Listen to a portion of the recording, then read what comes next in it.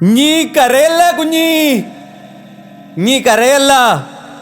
തൊണ്ടച്ചന് കാല് പൊള്ളൂല. കരയല്ല കുഞ്ഞി, കരയല്ലേ.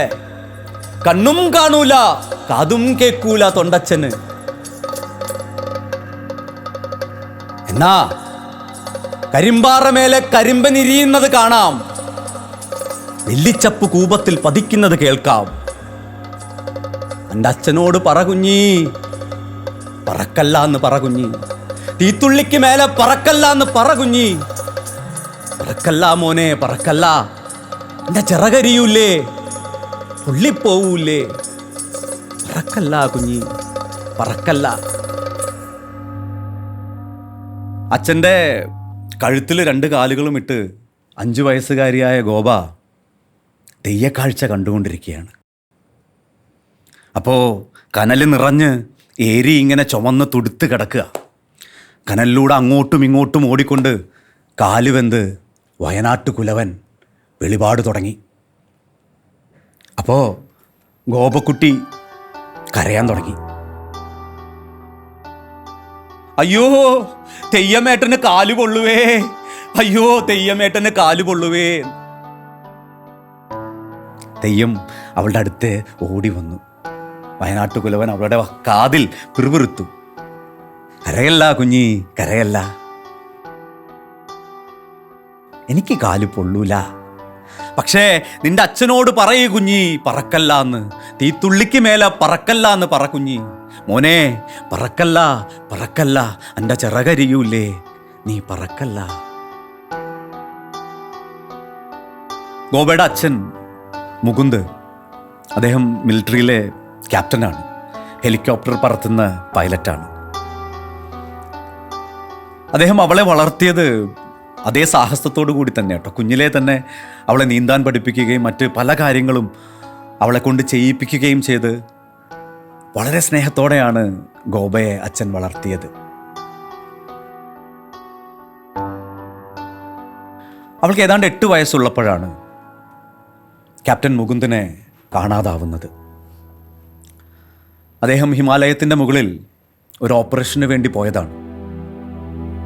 മഞ്ഞ് വീണ് മലകൾ മുഴുവനും മൂടിക്കിടക്കുന്ന ഒരു ഒക്ടോബർ മാസത്തിൽ ഒരു ദൗത്യത്തിനായി ഹിമാലയം താണ്ടി കടന്നുപോയ അദ്ദേഹത്തിൻ്റെ ചോപ്പർ ചീറ്റ പിന്നീട് ഒരിക്കലും തിരിച്ചു വന്നില്ല. ഏതാണ്ട് 8 വർഷത്തോളം മുകുന്ദിന് വേണ്ടി, ക്യാപ്റ്റൻ മുകുന്ദിന് വേണ്ടി സൈന്യം തിരച്ചിലുകൾ നടത്തിയിരുന്നു. പക്ഷേ അദ്ദേഹത്തെക്കുറിച്ച് യാതൊരു വിവരവും ആർക്കും കിട്ടിയില്ല. അദ്ദേഹം മരിച്ചിരിക്കാം എന്ന് തന്നെയാണ് അവർ വിധി എഴുതിയത്. പക്ഷേ അച്ഛൻ മരിച്ചിട്ടില്ല എന്ന് ഉറച്ചു വിശ്വസിച്ചത് ഗോപയാണ്. തൻ്റെ ഭർത്താവ് മരിച്ചിട്ടില്ല എന്ന് ഉറച്ചു വിശ്വസിച്ചത് ഗോപയുടെ അമ്മയാണ്. എന്നെങ്കിലും അച്ഛൻ തിരിച്ചു വരുമെന്ന് കാത്തിരുന്നത് അവർ 2 പേരും മാത്രമാണ്.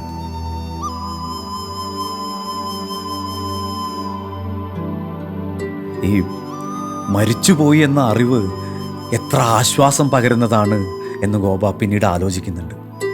മരിച്ചു പോയല്ലോ, കുറച്ച് കഴിഞ്ഞാൽ നമ്മൾ അതുമൊക്കെ ആയിട്ട് പൊരുത്തപ്പെടുമല്ലോ. പക്ഷേ കാണാതായ ഒരാൾ നാളെ വരുമെന്ന പ്രതീക്ഷയിൽ കാത്തിരിക്കേണ്ടുന്നത് എന്തൊരു വിധിയാണ്. അത് 2 തരത്തിലും അറുക്കുന്ന ഇരുതല മൂർച്ചയുള്ള ഒരു വാൾ നെഞ്ചിൽ കുത്തിവെക്കുന്നത് പോലെയാണ്. നാളെ വരും, നാളെ വരും എന്ന പ്രതീക്ഷയിൽ കാത്തിരിക്കുന്നത്. എന്തായാലും ഗോപയ്ക്ക് 18 വയസ്സ് തികയുന്ന സമയത്ത് ക്യാപ്റ്റൻ ചൗധരി, അവൾ ചൗധരി അങ്കിൾ എന്നാണ് വിളിക്കാറ്, അദ്ദേഹം അവളെ അടുത്ത് വിളിച്ചു. എനിക്കൊന്ന് ഒറ്റയ്ക്ക് കാണണം നിന്നെ എന്ന് പറഞ്ഞു. ക്യാപ്റ്റൻ മുകുന്ദിൻ്റെ കൂടെ തന്നെ അതേ ഹെലിപാഡിൽ ഉണ്ടായിരുന്ന മറ്റൊരു ക്യാപ്റ്റൻ കൂടിയാണ് ചൗധരി. 2 പേരും പൈലറ്റായിരുന്നു. അവൾ അടുത്ത് വിളിച്ചിട്ട് ചൗധരി പറഞ്ഞു തുടങ്ങി, ബേട്ടാ നിനക്കിപ്പോൾ 18 വയസ്സായി. ഇനി ഞാൻ പറയാൻ പോകുന്ന കാര്യങ്ങൾ നിനക്ക് മനസ്സിലാകും. നിന്റെ അച്ഛൻ എവിടെയാണ് നഷ്ടപ്പെട്ടതെന്ന് എനിക്കറിയാം. അത് ടിബറ്റിൽ വെച്ചിട്ടായിരുന്നു. ടിബറ്റിൻ്റെ അതിർത്തി കടന്ന് ചോപ്പർ പറന്നു പോകുമ്പോൾ ഞാൻ ആ ഹെലിപാഡിലുണ്ട്. അപ്പം അന്ന് ഇവരൊരു ദൗത്യത്തിൻ്റെ ഭാഗമായിട്ടാണ്. അവിടെ ഉണ്ടായിരുന്നത്. ആ ഹൈ ആൾട്ടിറ്റ്യൂഡിലുള്ള ഹെലിപാഡിൽ അവർ ടിബറ്റ് കടന്ന് നടത്തിയ ആ രഹസ്യ ഓപ്പറേഷന്, ആ റെക്കി ഓപ്പറേഷന് പേരിട്ടിരുന്നത് ഓപ്പറേഷൻ സ്നോ ലോട്ടസ് എന്നാണ്. ഇതിൻ്റെ ഭാഗമായി ഇവർ ആദ്യം പറന്നു പോയപ്പോൾ മുകുന്ദ് വളരെ ആവേശത്തോടെ, അദ്ദേഹം ഭയങ്കര സാഹസികനാണ്, ഏത് ദുർഘടമായ അവസ്ഥയിലും ചോപ്പർ പറത്തി ലാൻഡ് ചെയ്യിക്കാനും അവിടെ നിന്ന് ദൗത്യങ്ങൾ കൃത്യമായി ചെയ്തു തീർക്കാനും ശേഷിയുള്ള ശക്തനായ ഒരു ഓഫീസർ കൂടിയാണ് മുകുന്ദ്. അദ്ദേഹം ആദ്യത്തെ ദിവസം പറന്നു വന്നപ്പോൾ ഈ ടിബറ്റിന് മുകളിലെ ഒരു വലിയ കാഴ്ചയെക്കുറിച്ച് ചൗധരിയോട് പറയുന്നുണ്ട്. മുകളിലേക്ക് കടന്നു ചെല്ലുന്തോറും അവിടെ മാത്രം വിരിയുന്ന ഒരു പ്രത്യേകതരം പൂവുണ്ട്, അതിൻ്റെ പേരാണ് സ്നോ ലോട്ടസ് എന്നിട്ടോ. ഹൈ ആൾട്ടിറ്റ്യൂഡിലും മഞ്ഞ് തുളച്ച് ഒരു താമരപ്പൂവ് പോലെ അതിൻ്റെ ഷേപ്പിൽ പൂത്തു നിൽക്കുന്ന ഒരു പൂവാണ് ഈ സ്നോ ലോട്ടസ് എന്ന് പറയുന്നത്. ഈ കാട്ടുപൂക്കളൊക്കെ നിറഞ്ഞു നിൽക്കുന്ന ഈ മലയുടെ മുകളിലേക്ക് കടന്നു ചെല്ലുമ്പോൾ അദ്ദേഹം കാണുന്നത് ഇങ്ങനെ ചുറ്റായിട്ടുള്ള കൊടുമുടികളാണ്. അതായത് ഒരു പൂവിൻ്റെ ഇതള് പോലെ, ഒരു താമരപ്പൂവിൻ്റെ ഉള്ളിലേക്ക് നമ്മൾ പോകുന്നത് പോലെ ചുറ്റായിട്ടുള്ള കൊടുമുടികളാണ്. മുഴുവനും മഞ്ഞ് വീണ് കിടക്കുന്ന വെളുത്ത എന്തൊരു കാഴ്ചയായിരിക്കും അതൊരു ഹെലികോപ്റ്ററിലൂടെ പറന്നു പോകുന്ന ഒരു ക്യാപ്റ്റനെ എത്രത്തോളം ആവേശത്തിലാക്കിയിട്ടുണ്ടാവുമെന്ന് നമുക്ക് ചിന്തിക്കാവുന്നതേ ഉള്ളൂ. പക്ഷെ അദ്ദേഹം കണ്ട കാഴ്ച അതല്ല. ആ പൂവിന് നടുവിൽ, ആ കൊടുമുടികളുടെ ലോട്ടസിന് നടുവിൽ ഇളം ചുവപ്പ് നിറത്തിൽ എന്തോ ഒന്ന് മിന്നുന്നു, എന്തോ ഒന്ന് തിളങ്ങുന്നു. ചൗധരിയോട് അദ്ദേഹം വന്നിട്ട് പറയുന്നുണ്ട്, ഇങ്ങനൊരു കാഴ്ച ഞാൻ കണ്ടു. ഈ പൂവ് പോലെ വിരിഞ്ഞു നിൽക്കുന്ന കൊടുമുടികൾക്ക് നടുവിൽ ഞാൻ ഒരു ചുവന്ന ഇടം കണ്ടു. അതെന്താണെന്ന് എനിക്ക് മനസ്സിലാവുന്നില്ല. തീത്തുള്ളി പോലെ ഒരിടം. അപ്പോൾ ചൗധരി മുകുന്ദനെ വിലക്കി, കൂടുതലൊന്നും ആലോചിക്കേണ്ട, you have to do only what is assigned. നമ്മളെ ഏൽപ്പിച്ച പണി മാത്രം ചെയ്യുക, ദൗത്യം മാത്രം ചെയ്യുക, തിരിച്ചു വരിക, കൂടുതലൊന്നും അന്വേഷിക്കേണ്ടതില്ല എന്ന് പറഞ്ഞു. അപ്പോൾ മുകുന്ദ് ചൗധരിനെ കളിയാക്കി, നിനക്കിപ്പോഴും ഈ ടിബറ്റിലൊക്കെ ഉള്ള അന്ധവിശ്വാസങ്ങളിലും മന്ത്രവിദ്യകളിലൊക്കെ നിനക്ക് വിശ്വാസമാണല്ലേ? അത് ശരിയാണ്, നിൻ്റെ നാട്ടിൽ അങ്ങനെ ആയിരിക്കുമല്ലോ. അതെങ്ങനെയാണ്, ഈ അടുത്തടുത്ത് താമസിക്കുന്ന ആളുകളുണ്ടാകുമ്പോൾ വിശ്വാസങ്ങളും അന്ധവിശ്വാസങ്ങളും ഒക്കെ അടുക്കടുക്കായിട്ട് തന്നെ വളരും നിൻ്റെ കൂടെ തന്നെ. പക്ഷേ ഞാൻ വരുന്നത് കടങ്കഥകളുടെ നാട്ടിൽ നിന്നാണ്. ഞാനൊരു മലയാളിയാണ്. കടങ്കഥകൾക്ക് ഉത്തരം കണ്ടുപിടിക്കലാണ് എനിക്കിഷ്ടം, എൻ്റെ പ്രിയം അതാണ് എന്ന് മുകുന്ദൻ പറയുന്നു. അപ്പോൾ ചൗധരിക്ക് വീണ്ടും മുകുന്ദനെ വിലക്കണമെന്നുണ്ടായിരുന്നു. പക്ഷേ ഈ അന്ധവിശ്വാസത്തിൻ്റെ പേര് പറഞ്ഞ് കളിയാക്കുമെന്ന് വിചാരിച്ച് പുള്ളി ഒന്നും മിണ്ടിയില്ല. പക്ഷെ മുകുന്ദനെ അന്ന് കിടത്തി ഉറക്കിയിട്ടില്ല ആ കണ്ട കാഴ്ച.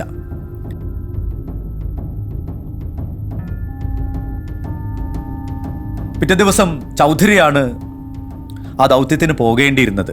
പക്ഷെ അദ്ദേഹത്തിൻ്റെ ഭാര്യ ഒരു ഡെലിവറി പെയിൻ തുടങ്ങിയതുകൊണ്ട് ചൗധരിക്ക് പെട്ടെന്ന് ഹോസ്പിറ്റലിലേക്ക് ചെല്ലേണ്ടി വരുന്നു.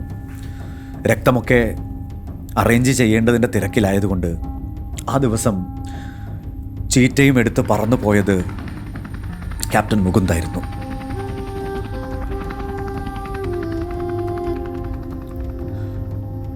ചൗധരിയുടെ ഭാര്യയ്ക്ക് സിസേറിയനായിരുന്നു. വയറ് കീറി അവർ ആരുഷിയെ പുറത്തെടുക്കുന്നു.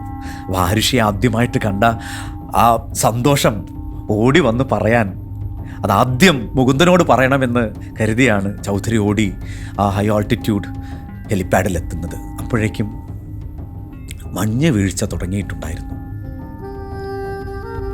Mountains, snow and chopper, never match.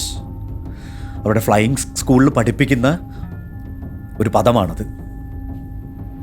മഞ്ഞും മലകളും ചോപ്പറും ഒട്ടും ചേരില്ല. മുകുന്ദ് തിരിച്ചെത്തേണ്ടുന്ന സമയം കഴിഞ്ഞിട്ടും ചൗധരി അവിടെ ക്ഷമയോടെ കാത്തുനിന്നു. അവൻ്റെ ചോപ്പർ മാത്രം പുറത്തേക്ക് വരുന്നില്ല. അപ്പോഴേക്കും മഞ്ഞ് വീഴ്ച രൂക്ഷമായിരുന്നു, അതികഠിനമായിരുന്നു. നിമിഷ നേരങ്ങൾ കൊണ്ട് മഞ്ഞ് വീണ് കംപ്ലീറ്റ് വൈറ്റ് ഔട്ടായി, ഒന്നും കാണാതെയായി. എന്താണ് സംഭവിക്കുന്നതെന്ന് അറിയാതെ ചൗധരി ആ കൊടും തണുപ്പിലും നിന്ന് വിയർക്കാൻ തുടങ്ങി. അദ്ദേഹം ഇനി തിരിച്ചെത്തില്ല എന്ന് മനസ്സിലാക്കിയവർ ആരൊക്കെയോ വന്ന് ചൗധരിയെ പിടിച്ചു വലിച്ചാണ് അകത്തേക്ക് കൊണ്ടുപോയത്. അപ്പോഴും ചൗധരി അങ്കിൾ ഗോപയോട് പറഞ്ഞു കൊടുക്കുന്നുണ്ട്, ഗോപ, നിൻ്റെ അച്ഛൻ മരിച്ചിട്ടുണ്ടാവാൻ സാധ്യതയില്ല. ഈ പുതുമഞ്ഞ് വീണ് കഴിഞ്ഞാൽ ഒരു പ്രത്യേകതയുണ്ട്. മലകളിൽ ചോപ്പർ ഇടിച്ച് വീണാലും ചോപ്പർ തകരില്ല. അത്രയും വലിയ കുഷ്യനാണ് ആ മഞ്ഞ് നൽകുക. ഞാനൊരിക്കൽ അവിടെ ക്രാഷ് ചെയ്തിട്ടുള്ളതാണ്. എനിക്കൊന്നും സംഭവിച്ചിരുന്നില്ല. ആരെല്ലാമോ ചേർന്ന് എന്നെ പുറത്തേക്ക് എടുക്കുകയായിരുന്നു. ചോപ്പർ ഒരിക്കലും കത്തിപ്പോകില്ല. അതാണ് എൻ്റെയും പ്രതീക്ഷ ഗോപ. മുകുന്ദ് മരിച്ചിട്ടുണ്ടാവില്ല. 18 വയസ്സുകാരിയാണ് ഗോപ എന്ന്. അവൾ പറഞ്ഞു, ചൗധരി അങ്കിൾ, ഞാൻ അച്ഛനെ അന്വേഷിച്ച് പോകും. അങ്കിൾ പറഞ്ഞു, പോണം, നീ പോണം. അതിനു വേണ്ടിയാണ് ഞാൻ ഈ കഥ നിന്നോട് പറഞ്ഞത്. അതിന് നീ മിലിറ്ററിയിൽ ചേരണം എന്നതായിരുന്നു ചൗധരി അങ്കിളിൻ്റെ നിർദ്ദേശം. അപ്പോൾ ഗോപ ചോദിച്ചു, അപ്പം ഞാനിപ്പോൾ ചെയ്തുകൊണ്ടിരിക്കുന്ന മെഡിസിൻ വേണ്ടെന്ന് വെക്കണം എന്നാണോ? ചൗധരി അങ്കിൾ പറഞ്ഞു, അല്ല, നീ മെഡിസിൻ പൂർത്തിയാക്കണം നല്ല മാർക്കോടെ. എന്നിട്ട് മിലിറ്ററിയിൽ ഡോക്ടറായിട്ട് ജോയിൻ ചെയ്യണം. ഒരു പട്ടാളക്കാരനേക്കാൾ നിനക്ക് ജനങ്ങളുടെ, അവിടെയുള്ള മനുഷ്യരുടെ ഇടയിലേക്ക് കടന്നു ചെല്ലാൻ നിൻ്റെ ഡോക്ടർ യൂണിഫോം നിന്നെ സഹായിക്കും. നീ അവിടെയുള്ള മനുഷ്യരൊക്കെയായി നീ സൗഹൃദത്തിലാവണം. അവർ നൽകുന്ന ഓരോ നിർദ്ദേശവും അച്ഛനെ അന്വേഷിക്കാനുള്ള നിൻ്റെ മാർഗങ്ങളാക്കി നീ മാറ്റണം.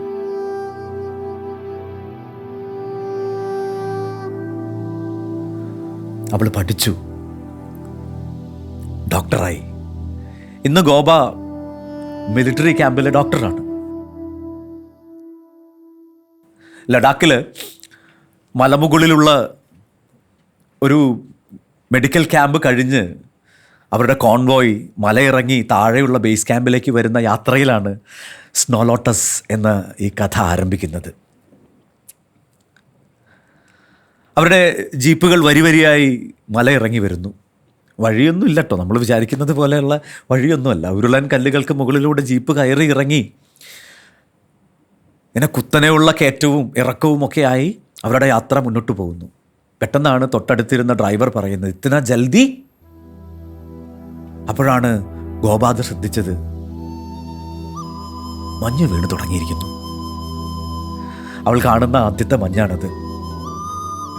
ഗോപ ജീപ്പിന് പുറത്തേക്ക് അവളുടെ കൈകൾ നീട്ടി. പൂവുകൾ പോലെ, പൂവിതളുകൾ പോലെ അവളുടെ കൈകളിൽ മഞ്ഞ് വന്ന് നിറഞ്ഞു. നിമിഷ നേരം കൊണ്ട് വഴി കാണാത്ത രീതിയിൽ മഞ്ഞ് ശലഭങ്ങൾ വന്ന് മൂടി. ഗോപ പെട്ടെന്ന് മനസ്സിൽ ഒരു കവിത ഓർക്കുന്നു. ഈ പൂമ്പാറ്റകളുടെ കടലിൽ, ഈ ശലഭങ്ങളുടെ കടലിൽ ആർക്കും മുങ്ങി മരിക്കാൻ കഴിയില്ല. ഇല്ല ഇല്ല, ഈ ശലഭത്തിൻ്റെ കടലിൽ ആരും മുങ്ങി മരിക്കുന്നില്ല. ആരും, എൻ്റെ അച്ഛനും.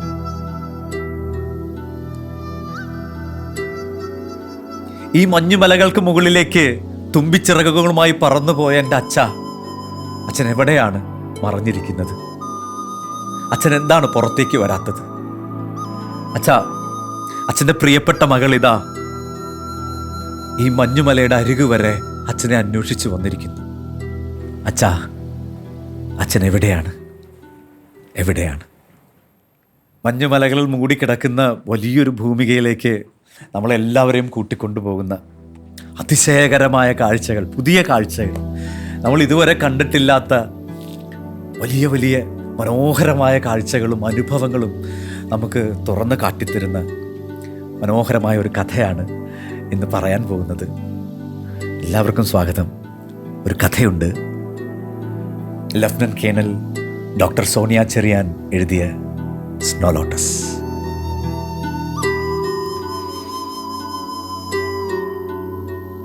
നമുക്ക് തണുപ്പ് ഉണ്ട് അല്ലേ? നമ്മൾ ഈ വൃശ്ചികത്തിലും നമുക്ക് പെയ്യുന്ന മഴയിലുമൊക്കെ നമുക്കും കുളിരൊക്കെ ഉണ്ട്. പക്ഷെ തണുപ്പ് എന്താണെന്ന് ചിലപ്പോൾ നമുക്ക് അത്ര അറിവുണ്ടാവും തോന്നുന്നു, എനിക്കറിയില്ല. ഇവിടെ ഈ കാല് പുതഞ്ഞു പോകുന്ന മഞ്ഞിലേക്ക്, മഞ്ഞിൻ്റെ കട്ടകളിലേക്ക് ആരെങ്കിലും നടന്നിട്ടുണ്ടോ? ആരെങ്കിലും ഉണ്ടോ അങ്ങനെ പോയിട്ട് അനുഭവങ്ങൾ? ഉണ്ടാവുമല്ലോ, നിങ്ങൾ എന്തായാലും യാത്ര ചെയ്തിട്ടുണ്ടാവും. പക്ഷെ ആ തണുപ്പ് നമുക്ക് ആ ശരീരം, നമ്മുടെ ശരീരത്തിനത് എത്രത്തോളം ഉൾക്കൊള്ളാൻ കഴിയുമെന്ന് നമുക്ക് ചിലപ്പോൾ ചിന്തിക്കാൻ കഴിയില്ല. അത്രയ്ക്കും ആഴത്തിലുള്ള തണുപ്പാണ്. 5 വസ്ത്രങ്ങളൊക്കെയാണ് അവർ ധരിക്കുക പോലും. അങ്ങനത്തെ തണുപ്പ്, അങ്ങനത്തെ മലകളുള്ള ഒരു കഥയാണ്. എന്തായാലും എനിക്ക് അത്തരം തണുപ്പുള്ള മഞ്ഞിലേക്ക് നടന്നു പോകാൻ കഴിഞ്ഞിട്ടില്ല. ഒരിക്കൽ എപ്പോഴും ഒരു പാർക്കിൽ ഇതുപോലെ നടന്നിട്ടുണ്ട്. ഈ സ്നോ പാർക്കൊക്കെ ഉണ്ടാവുമല്ലോ, അതിൻ്റെ ഉള്ളിലൊക്കെ പോയിട്ടുള്ളൊരു ചെറിയ അനുഭവമേ ഉള്ളൂ. അത് തന്നെ പുറത്തേക്ക് ഇറങ്ങിയത് ജലദോഷമൊക്കെ ആയിട്ടാണ്. എന്തായാലും ഇനി ഈ മഞ്ഞുമലയുടെ അകത്തേക്ക് ഞാൻ ഒറ്റയ്ക്ക് പോയാൽ ശരിയാവില്ല. ഈ മഞ്ഞുമലയിലേക്കൊക്കെ പോയി കുറച്ച് സാഹസികമായി യാത്രയൊക്കെ ചെയ്തിട്ടുള്ള ഒരാളെ കൂടി വിളിക്കണം. അയാളെൻ്റെ മുന്നിൽ നടക്കുകയാണെങ്കിൽ മാത്രമേ ഈ കഥയിലൂടെ നമുക്ക് മുന്നോട്ട് പോകാൻ കഴിയുള്ളൂ എന്നാണ് ഞാൻ മനസ്സിലാക്കുന്നത്. അതുകൊണ്ട് സ്നോ ലോട്ടസ് എഴുതിയ ആ എഴുത്താളെ, പ്രിയപ്പെട്ട സോണിയ ചേച്ചീനെ ഞാൻ സ്നേഹത്തോടെ ഇങ്ങോട്ടേക്ക് ക്ഷണിക്കാം. ചേച്ചി,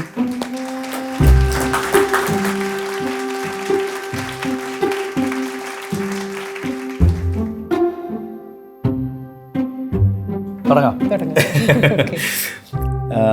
ആദ്യമേ ചേച്ചിയോട് കുറച്ച് കാര്യങ്ങൾ ചോദിക്കട്ടെ. ഇതിൽ ഗോപയെക്കുറിച്ച് നിങ്ങൾ വായിച്ചിട്ടുള്ളവരുണ്ടെങ്കിൽ ആദ്യം മനസ്സിൽ വരുന്നൊരു സംശയമാണ് കേട്ടോ. ഈ ലെഫ്റ്റനൻറ്റ് കേണൽ ഡോക്ടർ, മിലിറ്ററിയും ഡോക്ടറും ഉണ്ടാവുന്ന ഗോപ നമ്മുടെ പുസ്തകത്തിലുണ്ടെങ്കിൽ ആ കഥാപാത്രം ആരായിരിക്കുമെന്ന് നമ്മളെല്ലാവരും ചിന്തിക്കും. ഇതിൽ എത്രത്തോളം ആത്മാംശമുണ്ട് ചേച്ചി? ചേച്ചി തന്നെയാണോ ഗോപ?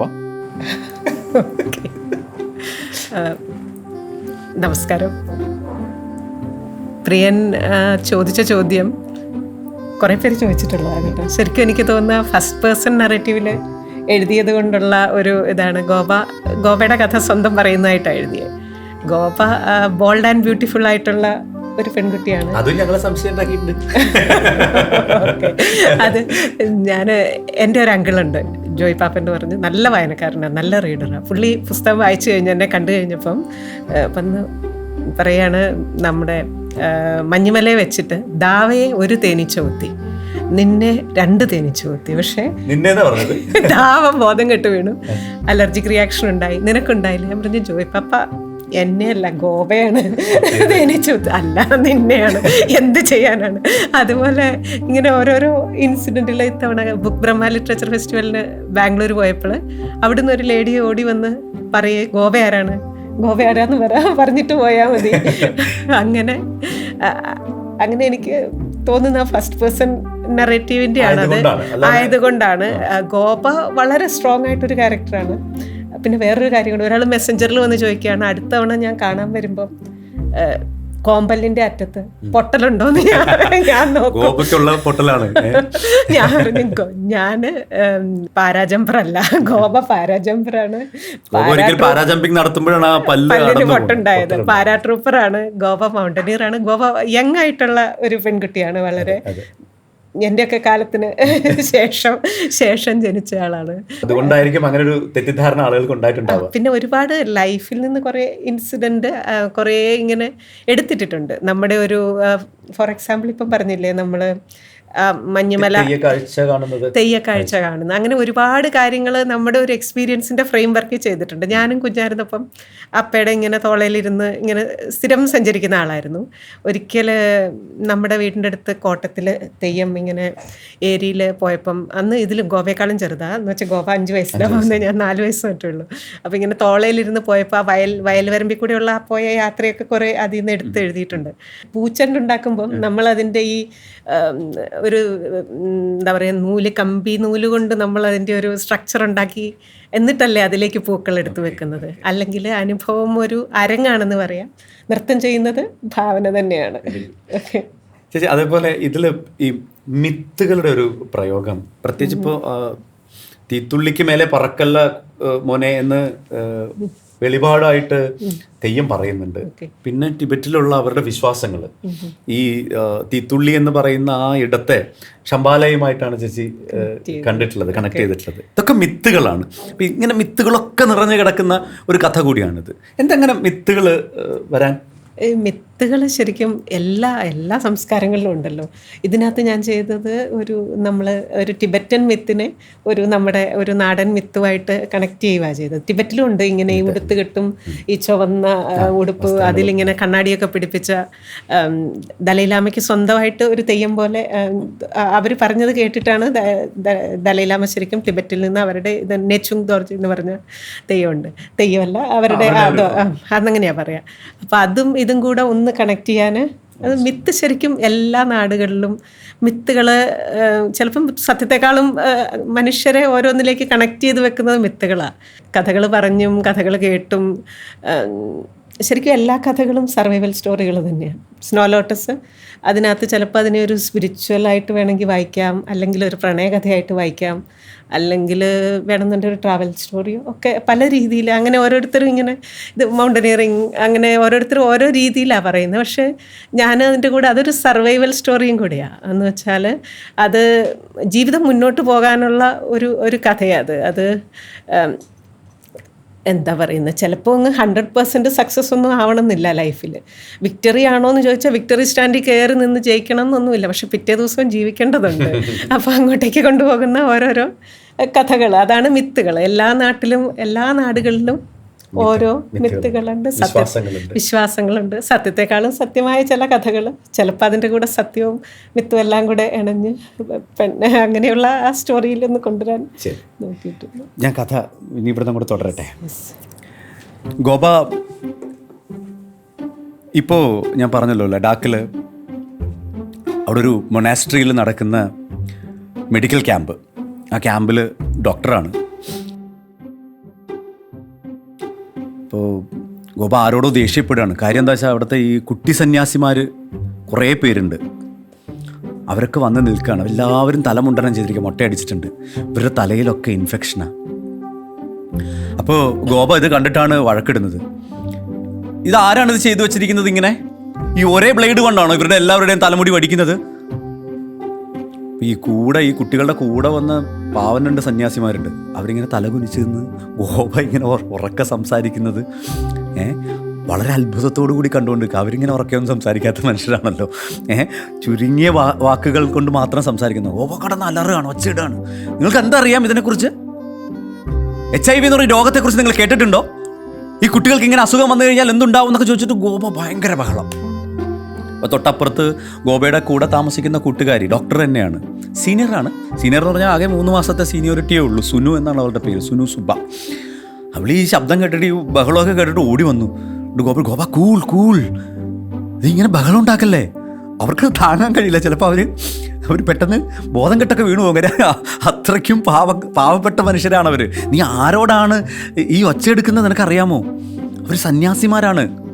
അതുകൊണ്ട് ഇങ്ങനെ കാണിക്കാൻ പാടുണ്ടോ? ഈ കുട്ടികൾക്ക് അസുഖം ഉണ്ടാവില്ലേ എന്നവൾ വീണ്ടും ഒച്ചയിടുന്നു. അപ്പോൾ സുനു പെട്ടെന്ന് സീനിയറിറ്റി തിരിച്ചുവിടി. ഞാൻ പറയുന്നത് നീ കേട്ടാൽ മതി, നീ അങ്ങോട്ട് പോ. ഇവിടുത്തെ ലോക്കൽസുമായിട്ട്, ഇവിടെയുള്ള ഇങ്ങനെയുള്ള മനുഷ്യരുമായിട്ട് ഞാൻ സംസാരിച്ചോളാം, നീ അതിനകത്ത് കയറി ഇടപെടണ്ട. കാര്യം സുനു ഒരു ടിബറ്റുകാരിയാണ്. അതുകൊണ്ട് അവർക്ക് അവരുടെ ആ ലാംഗ്വേജ് അറിയാം. അത് കേട്ടപ്പോൾ ഗോപ ഒന്ന് അടങ്ങി. അങ്ങനെ പിറ്റേ ദിവസം ഗോപ OPD ഇരിക്കുമ്പോൾ, അപ്പോൾ അവർ അന്നത്തെ ക്യാമ്പ് കഴിഞ്ഞ് തിരിച്ച് ഇവരുടെ ബേസ് ക്യാമ്പിലെ ഹോസ്പിറ്റലിലെത്തി. അവിടെ വരുമ്പോൾ ഒരു ബുദ്ധ സന്യാസി ഗോപയെ കാണാൻ വേണ്ടി വന്നിരിക്കുകയാണ്. അപ്പോൾ ഗോപയെ കണ്ട ഉടനെ അദ്ദേഹം ഈ നടുവരെ കുനിഞ്ഞിട്ട് ഓം മണി പത്മേഹം എന്ന് അദ്ദേഹം വന്ദനം പറഞ്ഞു. താമരപ്പൂവിനുള്ളിലുള്ള രത്നമേ, നിന്നെ ഞാൻ സ്തുതിക്കുന്നു. അതാണ് അവരുടെ നമസ്കാരം. അപ്പോൾ ഗോപ ഇയാളെ നോക്കി. മെലിഞ്ഞ് നീണ്ടൊരു മനുഷ്യനാണ്, തലമൊട്ടയടിച്ചിട്ടുണ്ട്, മഞ്ഞ നിറം, കണ്ണെന്ന് പറഞ്ഞാൽ 2 വരയേ ഉള്ളൂ അവിടെ. അതിനുള്ളിൽ നീല നിറത്തിലുള്ള കൃഷ്ണമണികളുള്ള ഒരു മനുഷ്യൻ, മെറൂൺ നിറത്തിലുള്ള ഒരു വസ്ത്രം ഇട്ട് അദ്ദേഹം കാത്തിരിക്കുകയാണ്. OPD കഴിയുന്നത് വരെ അദ്ദേഹം ക്ഷമയോടെ അവിടെ കാത്തിരുന്നിട്ട് ഗോപയുടെ അടുത്ത് വരുന്നു. അപ്പോൾ ഗോപ പേടിക്കുന്നു. ദൈവമേ, ഇതാരാണ്, എന്താണ് വിഷയം എന്നറിയില്ലല്ലോ. ഇന്നലെ അങ്ങനെ ഒരു ഒച്ചപ്പാടും ബഹളമൊക്കെ ഉണ്ടായതാണല്ലോ, ഇനി അത് ചോദിക്കാൻ ആരെങ്കിലും വന്നതാണോ എന്നതായി. പക്ഷെ അദ്ദേഹം ഒരു ക്ഷമാപണത്തോടു കൂടിയാണ് അദ്ദേഹത്തിൻ്റെ സംസാരം തുടങ്ങിയത്. ക്ഷമിക്കണം, ഞങ്ങൾക്ക് അറിവില്ലാത്തത് കൊണ്ട് പറ്റിപ്പോയതാണ്, ഇനി ഞങ്ങളത് തീർച്ചയായും ശ്രദ്ധിക്കും. ഗോപയ്ക്ക് ആശ്വാസമായി. ഗോപ അയാളോട് സംസാരിച്ചു, അയാളുമായി അടുത്തു. ഇവർ ഒരേ പുസ്തകത്തെക്കുറിച്ച് സംസാരിച്ചു, കഥകളെക്കുറിച്ച് സംസാരിച്ചു. പെട്ടെന്ന് ഇവർ രണ്ടുപേരും വല്ലാതെ അടുക്കുന്നു. ഗോപയെ കണ്ടപ്പോൾ ഇയാളുടെ പേര് പറഞ്ഞു. പേര് ലാമാദാവ എന്നാണ്. സാക്കാദാവ. സാക്കാദാവ എന്ന് പറഞ്ഞാൽ ശാക്യദേവൻ എന്നാണ് അർത്ഥം. ശാക്യദേവൻ ആരാണ്? ഗൗതമനായ സിദ്ധാർത്ഥൻ, ശ്രീബുദ്ധൻ. ആ പേര് തന്നെയാണ്. ലാമാദാവ എന്നവനെ വിളിക്കും. ദാവ എന്നാണ് അവൾ വിളിച്ചിരുന്നത്. ദാവയോട് എന്തെന്നില്ലാത്തൊരടുപ്പം പെട്ടെന്ന് ഗോപയ്ക്കുണ്ടാവുന്നു. ദാവയ്ക്കും ഗോപയോട് ആ അടുപ്പം ഉണ്ടാവുന്നു. അവൾ ചില പുസ്തകങ്ങൾ ആവശ്യപ്പെടുന്നു. ദാവ അതെല്ലാം കയ്യിലേന്തി മലയിറങ്ങി ഇവളുടെ അടുത്തെത്തുന്നു. ഇവളെ കാണാൻ, ഇവളോട് സംസാരിക്കുന്നു. എന്താണെന്നറിയില്ല, ഇവർ തമ്മിൽ ഒരു വല്ലാത്ത അടുപ്പം ഉണ്ടാകുന്നു, പ്രണയം ഉണ്ടാകുന്നു. അപ്പോൾ ഗോപയോട് സുനു ചോദിക്കുന്നുണ്ട്, അതേ നിൻ്റെ കളി കുറച്ച് കൂടുന്നുണ്ട് കേട്ടോ. അവൻ ആരാണെന്നറിയോ നിനക്ക്? ജനിച്ചപ്പോഴേ തിരഞ്ഞെടുക്കപ്പെട്ടവനാണ് അവൻ. സന്യാസിയാവാൻ, ബ്രഹ്മചാരി ആയിരിക്കണം അവൻ. നിനക്കിത് എന്തിൻ്റെ കേടാണ് ഗോപ? നീ ഞങ്ങളുടെ സന്യാസിമാരെ വഴിതെറ്റിക്കാൻ ഇറങ്ങിയിരിക്കുകയാണോ? നീ ആരാണ്? വൈശാലിയോ? ഞങ്ങളുടെ ഋഷി ഇങ്ങനെ വശപ്പെടുത്താൻ വന്നവളാണോ നീ എന്നൊക്കെ ചോദിച്ച് സുനു വഴക്കുണ്ടാക്കുന്നു. അപ്പോൾ ഗോപയ്ക്ക് ഇവളെ വൈശാലി സിനിമ കാണിച്ചു കൊടുക്കണ്ടായിരുന്നു എന്ന് തോന്നുന്നുണ്ട്. പിന്നെയും സുനു തുടരുകയാണ്. ശരി, ഇത്രയും നേരം ഞാൻ പറഞ്ഞത് ഞാൻ മാറ്റിയിരിക്കുന്നു. സയൻസ് പറയാം നിന്നോട്. നീ വിചാരിക്കുന്ന തരത്തിലുള്ള മനുഷ്യരേ അല്ല ഞങ്ങൾ ടിബറ്റുകാർ ഉയരെ ജീവിക്കാൻ പ്രാപ്തരായിട്ടുള്ള മനുഷ്യരാണ്. ഞങ്ങളുടെ ശരീരഘടന അങ്ങനെയാണ്. ഞങ്ങളുടെ രക്തത്തിൽ പോലും അതുണ്ട്. ഹീമോഗ്ലോബിൻ കട്ട പിടിക്കാതെ പ്രത്യേക തരത്തിലുള്ള രക്തമാണ് ഞങ്ങളുടേത്. ഒരേ സാപ്പിയൻസ് ആണെങ്കിലും ചിലപ്പോൾ 2 തരത്തിലുള്ള മനുഷ്യരാണ് നമ്മൾ. നിറം നോക്ക്, നിൻ്റെ നിറമാണോ, നിൻ്റെ മാനിറമാണോ അവനുള്ളത്? എന്നിട്ട് സുനു ഒരു തമാശ പറയുന്നുണ്ട്. ഇനി നിങ്ങൾ 2 പേരും കൂടി നിങ്ങളുടെ ഗ്രാമത്തിലേക്ക് ഇറങ്ങി ചെല്ലുന്നൊന്ന് ആലോചിച്ച് നോക്കൂ. മഞ്ഞ നിറത്തിൽ 2 വരക്കണ്ണുള്ള ഒരു മനുഷ്യൻ, കൂടെ മുടി ബോബൊക്കെ ചെയ്ത് ചുരിദാറൊക്കെ ഇട്ട് മാനിറത്തിൽ നീ. എന്തായിരിക്കും മനുഷ്യർ പറയുക? ഇനി അത് പോട്ടെ, നിങ്ങൾക്കുണ്ടാവാൻ പോകുന്ന കുട്ടികൾ എങ്ങനെയായിരിക്കും എന്ന് ആലോചിച്ചിട്ടുണ്ടോ നീ? എന്നിട്ട് സുനു ചിരിക്കുക. നിൻ്റെ മാനിറവും ഇവൻ്റെ വരക്കണ്ണുകളും പൂച്ച നക്കിയ പോലെ മുടിയുമുള്ള ഒരു കുട്ടി. അല്ലെങ്കിലോ അവൻ്റെ മഞ്ഞ നിറവും നിൻ്റെ ഉണ്ട കണ്ണും ചുരുണ്ട മുടിയുമുള്ള മറ്റൊരു കുട്ടി. ഇങ്ങനെ പറഞ്ഞു ഇവർ 2 പേരും ചിരിക്കുക, പൊട്ടി ചിരിക്കുക. ചേച്ചി, അവിടെയാണ് എനിക്കൊരു ചോദ്യമുള്ളത്. ഈ കാഴ്ച എങ്ങനെയാ ചേച്ചിയുടെ മനസ്സിൽ വന്നത്? ആ തമാശ ഞാൻ എന്താ പറയുന്നത്, ഞാൻ ഒരു തവണ ദിമാപൂർ എയർപോർട്ടിൽ നിൽക്കുമ്പോൾ 2 കുട്ടികൾ അത് ഇതുപോലെ തന്നെ ഞാൻ എഴുതിയ മാതിരി തന്നെ നല്ല ചുരുണ്ട മുടി, മഞ്ഞ നിറവും വരക്കണ്ണും ഒക്കെ. എനിക്കൊരു പിടുത്തവും കിട്ടുന്നില്ല ഏത് റേസ് എവിടുന്ന് വരുന്നു. നമ്മൾ ഈ കുറച്ച് ക്യൂരിയസ് ആയതുകൊണ്ട് ഞാനിങ്ങനെ ഈ കുട്ടികൾ കുറച്ച് കഴിഞ്ഞപ്പോഴത്തേക്ക് ഇതുപോലെ തന്നെ ഒരു പൂച്ച നക്കിയ പോലത്തെ മുടിയും കുറച്ച് ടോളായിട്ട് വേറെ എന്നിട്ട് അവസാനം ഞാനിങ്ങനെ ഇവരുടെ അടുത്ത് കുറച്ച് കഴിഞ്ഞപ്പോൾ ഒരാളുണ്ട് വരുന്നു, ഒരു മലയാളി ഫാദറും ഒരു എന്താ പറയുന്നത് നോർത്ത് ഈസ്റ്റുകാരി ഒരു മദറും. അപ്പം അങ്ങനെ ഒരു അതിനാണ് കോമ്പിനേഷനാണ് ഇവിടെ അത് എഴുതാൻ കാരണം അതാണ്. പിന്നെ ഈ കോമ്പിനേഷൻ എങ്ങനെയാണെന്ന് ചോദിച്ചത്, ദാവയും ഗോപയും കൂടെ ഉള്ളത്. ശരിക്കും ഗോപ വളരെ സ്ട്രോങ് ആണ്, ബ്യൂട്ടിഫുൾ. പക്ഷെ എന്നാലും അവളുടെ ആ വൾണറബിലിറ്റികളിലേക്ക് എന്ന് വെച്ചാൽ അവളുടെ ആ ഹീറോയിസം കണ്ടിട്ട് അവളുടെ പുറകെ നടക്കുന്ന മനുഷ്യരെക്കാളും അവളുടെ ആ വൾണറബിളായിട്ടുള്ള ഏരിയകളിൽ അവിടെയും കടന്നു കയറാൻ കഴിയുന്ന ഒരാൾ. എനിക്ക് തോന്നുന്നു ഒരു മാനെ സങ്കല്പിക്കുമ്പോൾ ഭയങ്കര കമ്പാഷനേറ്റ് അങ്ങനെയുള്ളൊരു രീതിയിൽ. ഇത് നമ്മുടെ മാത്രമല്ല കേട്ടോ, കരുണ, ഉപഗുപ്തൻ, അല്ലേ അവസാനത്തെ ആ വരിയിൽ എന്താ പറയുക, നീ വീണ്ടും വരിക എന്ന് പറഞ്ഞുകൊണ്ടല്ലേ അല്ലേ, അങ്ങനെ കറക്റ്റായിട്ട് എനിക്കങ്ങോട്ട് പറയാൻ പറ്റുന്നില്ല. കരുണ അവസാനിപ്പിക്കുന്നത് കുമാരനാശാൻ. അപ്പോൾ ഒരു വളരെ ഐഡിയലായ ഒരു മനുഷ്യൻ, ഐഡിയൽ എന്നല്ല ഞാൻ പറയുന്നത്, ഒരു സങ്കല്പിക്കുമ്പം കുമാരനാശാൻ പോലും അങ്ങനെ ഒരു ആളെ ആണ്. അപ്പോൾ ആ കരുണ, കമ്പാഷൻ, ആ ഏരിയ എൻ്റെ ഏറ്റവും വൾണറബിളായ ഇടങ്ങളിലും കൂടെ കടന്നു കയറാൻ പറ്റുന്ന ഒരു മനുഷ്യനാണ് എന്നാണ് ഗോപ പറയുന്നുണ്ട് അതിനകത്ത്. ഗോപ ഭയങ്കര വോക്കലാണ് എന്ന് വെച്ചാൽ അതിൻ്റെ കൂടെ പറയാനുള്ള ഒരു കൂടുതൽ പറയുന്ന ഒരു ചാറ്റർ ബോക്സ് മാതിരി സംസാരിക്കുന്ന ഒരാളാണ്. അപ്പോൾ പറയുമ്പോൾ അതുപോലെ പറയുന്നുണ്ട്. പിന്നെ ഈ സുനുവിൻ്റെ കാര്യം പറഞ്ഞത്, എൻ്റെ ഒരു കൂട്ടുകാരി ഉണ്ടായിരുന്നു, ആ നാട്ടുകാരി തന്നെയായിരുന്നു. അപ്പം ഞങ്ങൾ കോഴ്സ് ഒരുമിച്ച് ചെയ്ത കോഴ്സ് മേറ്റാണ്. അപ്പം അത് കഴിഞ്ഞ് ഞങ്ങൾ ഒരേ സ്ഥലത്ത് തന്നെ പോസ്റ്റഡായി. ഇതുപോലെ ക്യാമ്പുകളിലൊക്കെ ഞങ്ങൾ ഒരുമിച്ചാണ് പോവുക. അപ്പം ഇതുപോലെ ഒരു ഇൻസിഡൻറ്റ് ഉണ്ടായിട്ടുണ്ട്. ഞാൻ എന്ന് വെച്ചാൽ തല ഷേവ് ചെയ്തിട്ട് ഞാൻ അവിടെ നിന്ന് ബഹളം വെച്ചു, അവരെ വിളിച്ച് ചൂടായി. അത് അങ്ങനെ ഉണ്ടായിട്ടുണ്ട്. പക്ഷെ പിറ്റേ ദിവസം ആരും ചോദിക്കാൻ വന്നിട്ടൊന്നുമില്ല, പറയാൻ വന്നില്ല. ഓക്കെ, അപ്പം അങ്ങനെ ഉണ്ടായി. ആ കുട്ടി വന്നിട്ട്, എൻ്റെ ഫ്രണ്ട് വന്നിട്ട് എന്നെ കൺട്രോൾ ചെയ്യുന്നു. No, you are not suppose to. അന്നേരം നമ്മൾ ചൂടായാലും കുട്ടികൾക്കെതിരെ എന്തെങ്കിലും വന്നു കഴിഞ്ഞാൽ ഒരു അവർക്ക് അറിഞ്ഞുവിടാഞ്ഞിട്ടാണ് ഐ കൺവിൻസ് ദം. പിന്നെ അവസാനം നമ്മളൊന്ന് മൈൽഡാകാത്തപ്പം പുള്ളിക്കാരി she's the camp OIC, officer in charge. ഞാനാണ് duty, now you keep quiet. അപ്പം സോറി പറഞ്ഞിട്ട് പോകാനേ പറ്റത്തുള്ളൂ. അങ്ങനെ ഒരു ഇൻസിഡൻറ്റ് ഉണ്ടായിട്ടുണ്ട്. ദാവയോട് ഗോപയുടെ ആവശ്യം പറയുന്നുണ്ട്. അവളുടെ അച്ഛനെ തിരഞ്ഞാണ് വന്നിട്ടുള്ളത്. അപ്പോൾ ആർക്ക് അങ്ങനെ ഒരു ടിബറ്റിലേക്ക് കടന്നു ചെല്ലണം. അപ്പോൾ അതിർത്തിയാണ്. ഈ അതിർത്തികളിൽ ജോലി ചെയ്യുന്നവർക്ക് വലിയ പാടാണ്. ടിബറ്റിലാണെന്ന് ദാവയോട് ഗോപ പറയുന്നുണ്ട്. അപ്പോൾ അവിടുത്തെ വലിയ ലാമയെ ഒരിക്കലൊന്ന് നേരിട്ട് കാണണം എന്ന് ഗോപ ഒരാഗ്രഹം പറയുന്നു. അങ്ങനെ ദാവ ഗോപയെയും കൊണ്ട് മൊനാസ്ട്രിയുടെ അകത്തേക്ക് പോകുന്നുണ്ട്. അപ്പോൾ വലിയ ലാമ ഒരുപാട് പ്രായമായ ഒരു മനുഷ്യനാണ്. അദ്ദേഹം ഒരു ചെറിയ ഉളി കയ്യിൽ വെച്ചുകൊണ്ട് മരം കൊണ്ട് ചെറിയ പാത്രങ്ങൾ കൊത്തി ഉണ്ടാക്കിക്കൊണ്ടിരിക്കും സദാ സമയവും. ഒരുപാട് പ്രായമായ മനുഷ്യൻ, മരണം കാത്ത് കഴിയുന്ന ദാവയാണ്, ലാമയാണ് അദ്ദേഹം. അകത്തേക്ക് ചെല്ലുമ്പോൾ വലിയ ലാമ ഇവളെ അടുത്ത് വിളിച്ചിരുത്തുന്നു. എന്നിട്ട് നെബോ നെബോ എന്ന് വിളിക്കുന്നുണ്ട്. അപ്പോൾ ഗോപ ദാവയോട് ചോദിച്ചു, ആരാണ് നെബോ? അപ്പോൾ ദാവ പറഞ്ഞു, നെബോ ലാമയുടെ സിസ്റ്ററാണ്, അനുജത്തിയായിരുന്നു. ലാമ ഏത് സ്ത്രീയെ കണ്ടാലും അവരെ നെബോ നെബോ എന്ന് വിളിക്കും. അദ്ദേഹത്തിനൊരു യാത്രയിൽ നഷ്ടപ്പെട്ടതാണ് നെബോയെ എന്ന് പറയും. പതുക്കെ ലാമ ആ പാത്രങ്ങൾ അവിടെ വെച്ചിട്ട് എഴുന്നേറ്റ് ഇവർക്ക് വേണ്ടി യാക്കിൻ്റെ വെണ്ണ കൊണ്ട് ചായ ഉണ്ടാക്കുകയാണ്. ഗുഡ് ചായ എന്നാണ് അതിൻ്റെ പേര്. അത് തിളപ്പിച്ചു കൊണ്ടിരിക്കുമ്പോൾ ഒന്നും മിണ്ടിയില്ല. ഗോപയും ഒന്നും മിണ്ടിയില്ല.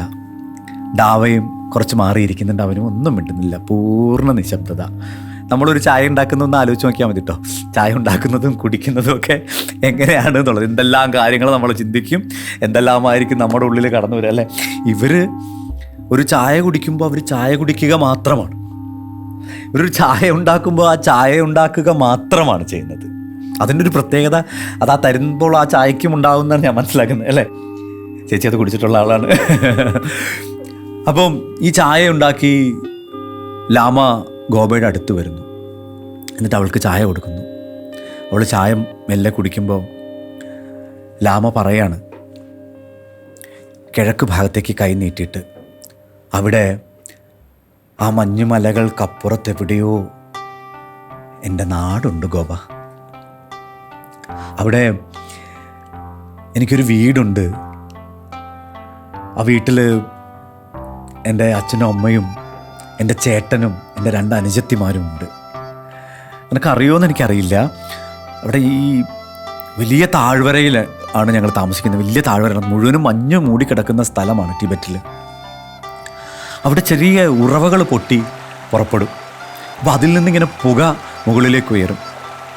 ചൂടുണ്ടാവുന്ന ആ വെള്ളത്തിന്. മണ്ണിൻ്റെ അടിയിൽ നിന്ന് ഉറവ പൊട്ടി ഒഴുകുന്ന ചെറിയ അരുവികളാണ്. ആ ചൂട് വെള്ളത്തിലിറങ്ങി ഇവർ കുളിക്കും. ഈ പിള്ളേരെല്ലാവരും പരസ്പരം വെള്ളം കോരി അങ്ങോട്ടും ഇങ്ങോട്ടും തെറിപ്പിച്ച് കുളിക്കും. അപ്പോൾ ഇതിൻ്റെ ഈ നീരുറവയിൽ നിന്ന് പുക ഇങ്ങനെ ഉയരത്തിലേക്ക് പൊങ്ങിപ്പോകുമെന്ന് പറയും. പുറത്ത് നിന്ന് ആരെങ്കിലും കണ്ടു കഴിഞ്ഞാൽ ഇത് മലയ്ക്ക് തീ പിടിച്ചതാണെന്ന് തോന്നും. അതുപോലെ പുക മുകളിലേക്ക് ഉയർന്നു പോകും. അപ്പം ഇവർ ഈ മഞ്ഞുപാളികളൊക്കെ മാറ്റി മീനിനെ പിടിക്കും. എന്നിട്ട് ഈ തിളയ്ക്കുന്ന വെള്ളത്തിൽ കൊണ്ടുപോയിട്ട് അതിനെ ചുട്ട് തിന്നും. അല്ല, ചുട്ടല്ല, വേവിച്ച് തിന്നും. പക്ഷെ തിന്നാൻ പാടില്ല. ഇവരുടെ അമ്മയും അച്ഛനും ഒക്കെ അവരെ വഴക്ക് പറയും മീനിനെ കൊന്നു എന്നറിഞ്ഞാൽ. പക്ഷെ എന്നാലും ഇവരുടെ തമാശകളായിരുന്നു അത്. അപ്പോൾ ഗോവ ചോദിക്കും, അവരൊക്കെ ഇപ്പോഴും ടിബറ്റിൽ തന്നെയാണോ, അവരവിടെ ഉണ്ടോ എന്ന് ചോദിക്കുന്നു. അപ്പോൾ ലാമ പറയുന്നു, അവിടെ ആരുമില്ല, വീടുമില്ല, ആരുമില്ല. എന്നിട്ട് ലാമ ആ കഥ പറഞ്ഞു തുടങ്ങുകയാണ്.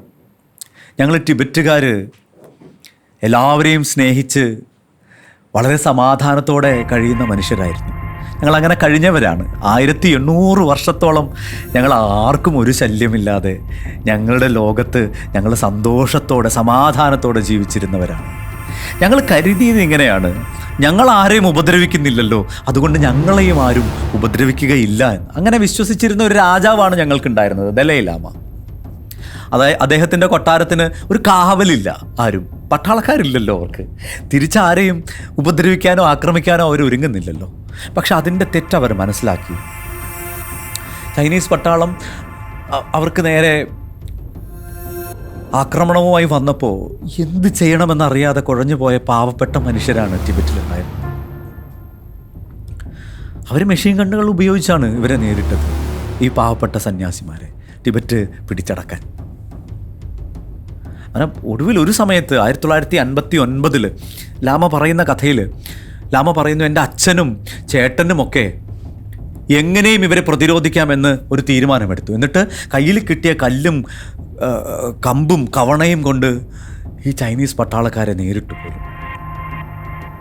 അവരുടെ മെഷീൻ ഗണ്ണുകൾ ഒന്ന് തുമ്മിയാൽ മതി, ആ മനുഷ്യർ മുഴുവനും മരിച്ചു വീഴാൻ. അങ്ങനെ എത്രയോ മനുഷ്യർ മരിച്ചുപോയി. ശേഷിച്ച മനുഷ്യരെല്ലാവരും അവിടെ നിൽക്കാൻ കഴിയാതെ മലയിറങ്ങി ഇന്ത്യയിലേക്ക് പോയി രക്ഷപ്പെടാമെന്നാണ് വിചാരിച്ചത്.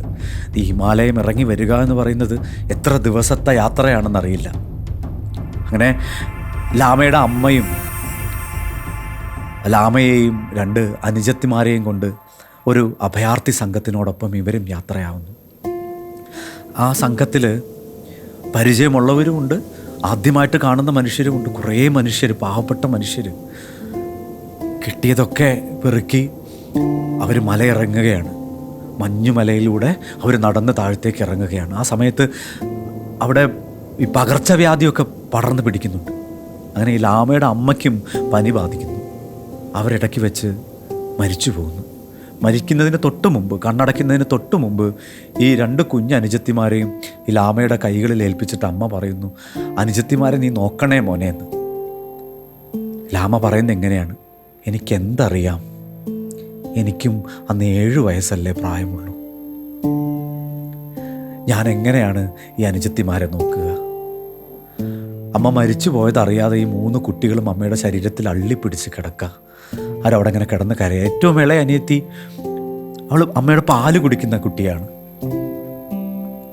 ആരെല്ലാമോ ചേർന്ന് ഈ അമ്മയുടെ ശരീരത്തിൽ നിന്ന് കുട്ടികളെ പറിച്ചു മാറ്റിയിട്ട് ഇവർ ഈ മരണപ്പെട്ട ശരീരത്തെ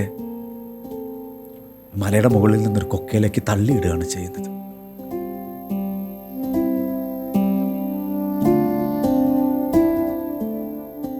ലാമ പറയുന്നു, എൻ്റെ ഈ നെഞ്ചിൻ്റെ ഉള്ളിൽ ഇപ്പോഴും ആ ശബ്ദം മുഴങ്ങി നിൽക്കുന്നുണ്ട്. ആ ശബ്ദം, ആ താഴേക്ക് അമ്മയുടെ ശരീരം പതിക്കുന്ന ശബ്ദം.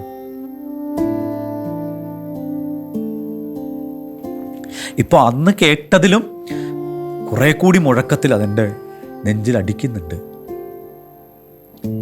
വീണ്ടും യാത്രയാവുകയാണ്. ആരെല്ലാമോ ആദ്യമൊക്കെ ഇവർക്ക് ഭക്ഷണമൊക്കെ കൊടുക്കുന്നുണ്ട്. പിന്നെ ഈ ഭക്ഷണം തീർന്നു പോകുമ്പോൾ ഈ സ്നേഹമൊന്നും ഇല്ലാതെയാവുന്നു. ഭക്ഷണമൊന്നുമില്ലാതെ ഇവർ വീണ്ടും മഞ്ഞുമല ഇറങ്ങി യാത്രയാവുകയാണ്.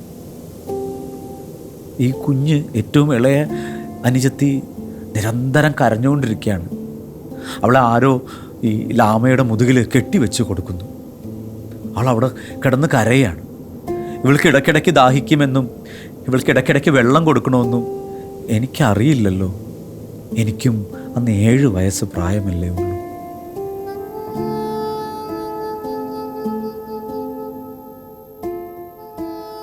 അങ്ങനെ കരഞ്ഞ് കരഞ്ഞ് തളർന്ന് ഉറങ്ങിപ്പോയതാണെന്ന് ലാമ കരുതി ആ കുട്ടി. ആരോ ആണ് വന്നിട്ട് അത് ചത്തുപോയി, അതിനെ കളഞ്ഞേക്കെന്ന് പറഞ്ഞത്.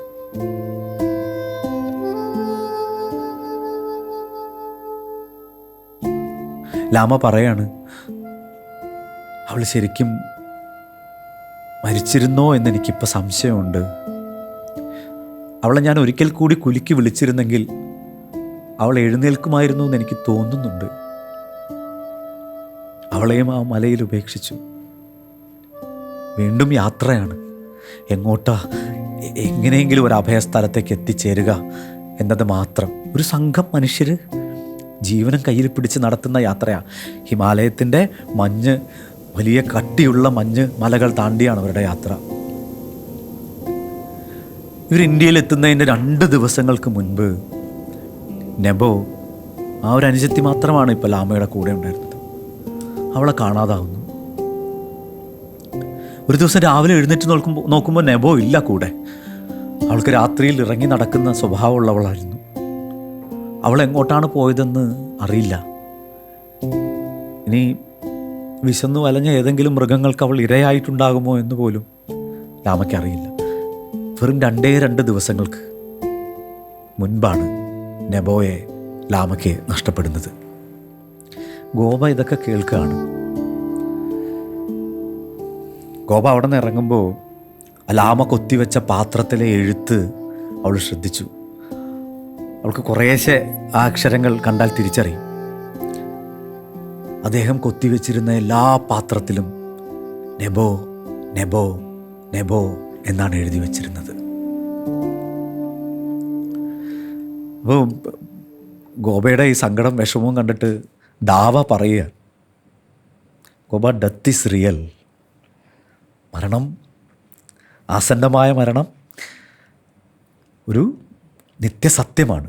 അതെന്തെങ്കിലും നമ്മുടെ അടുത്തേക്ക് നമ്മളെ തേടിയെത്തും. ഇതുപോലെ നഷ്ടപ്പെടലുകളുടെ കഥ ഓരോ ടിബറ്റിലെ മനുഷ്യർക്കും പറയാനുണ്ടാവും. ഞങ്ങളെല്ലാവരും അങ്ങനെ അനുഭവിച്ചു വന്നിട്ടുള്ളവരാണ്. ചേച്ചി, ഈ ടിബറ്റിൻ്റെ അഭയാർത്ഥികൾ, ഇവരുടെ വിഷമങ്ങൾ എനിക്ക് തോന്നുന്നത് അങ്ങനെ ചർച്ച ചെയ്തിട്ടുണ്ടാവാം. പക്ഷേ എത്ര ആളുകൾക്ക് ഇങ്ങനൊരു വലിയ കൊടും ക്രൂരത, വലിയൊരു പാതകം നടന്ന് ഇത്രയും മനുഷ്യർ ടിബറ്റിൽ നിന്ന് ഒഴുകി ഇന്ത്യയിൽ എത്തിയിട്ടുണ്ട് എന്ന് എത്ര പേര് അതിനെക്കുറിച്ച് ചിന്തിക്കുന്നുണ്ടെന്ന് എനിക്കറിയില്ല. എങ്ങനെ ചേച്ചി അതൊക്കെ എഴുതിയത്? അത് ഞാനിങ്ങനെ പ്രിയം കഥ പറഞ്ഞ് കേട്ടോണ്ടിരിക്കുമ്പോൾ ഇങ്ങനെ ഓരോ എതളായിട്ട് കഥ വരും. നമ്മൾ തന്നെ അതിൽപ്പെട്ടു ഇരിക്കുകയായിരുന്നു. വളരെ ഭംഗിയായിട്ട് പറയുന്നുണ്ട്, ഇങ്ങനെ എതളായിട്ട് വിരിയുന്നതും മാതിരി കഥ. അപ്പം ഓക്കെ, ഞാൻ അരുണാചലിൽ പോസ്റ്റിംഗ് ഉണ്ടായിരുന്നു, തവാങ്. ഇപ്പം ഞാൻ തവാങ് എന്ന് പറഞ്ഞ് 2004 to 2007.